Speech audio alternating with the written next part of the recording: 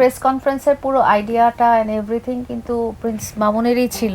মামুনি আসলে নিজে থেকেই আমাকে অ্যাপ্রোচ করেছে, যেটার কারণে আসলে ওকে আমি 1 বছর পরে দেখতে পেলাম। আসলে এটা আসলে সব সংসারে সব রিলেশনেই হয়, এটা ভাই বোনের মধ্যেও হয়, ফ্রেন্ডদের মধ্যেও হয়। ফ্রেন্ডদের মধ্যেও দেখবেন যে এই ফ্রেন্ডদের মধ্যে বেশি ব্লক হয়, করে দিয়েছে, ওই বন্ধু ব্লক করে দিয়েছে, ওর চেহারা দেখবো না, তার চেহারা দেখবো না, মারপিট করব, গালাগালি করব, এগুলো ফ্রেন্ডদের মধ্যেও হয়।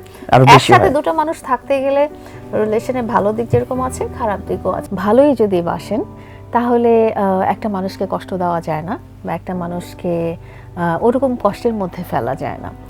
আর যখন এই ব্যাপারটা আইনের ব্যাপারে চলে যায়, তখন নিশ্চয়ই কোনো না কোনো রুট কজ থাকে, যেটার কারণে কিন্তু মানুষ জেলে যায় বা কারাগারে যায় বা আদালতে যায়। তো রুট কজটা না হলে কিন্তু কোনো ভিত্তি প্রমাণ ছাড়া কিন্তু কেউ জেলে বা আদালতে যায় না। তো যেটা হয়েছে যে সবকিছুর একটা রুট কজ থাকে। তো এই রুট কজটার কারণে কিন্তু আমি চাইলাম আমি আপনাকে জেলে নিয়ে গেলাম, আমি চাইলাম আমি আপনাকে জেল থেকে নিয়ে আসলাম, এটা একটা সাধারণ নাগরিকের পক্ষে সম্ভব না। আমরা মাঝে মাঝে এমন সিচুয়েশনে পড়ে যাই, আপনারা আমাদেরকে এমন এমন সব কোয়েশ্চেন জিজ্ঞেস করেন যে ওই মোমেন্টে এক্সাইটেড করে ফেলেন যে এটার অ্যান্সারটা দিতেই হবে।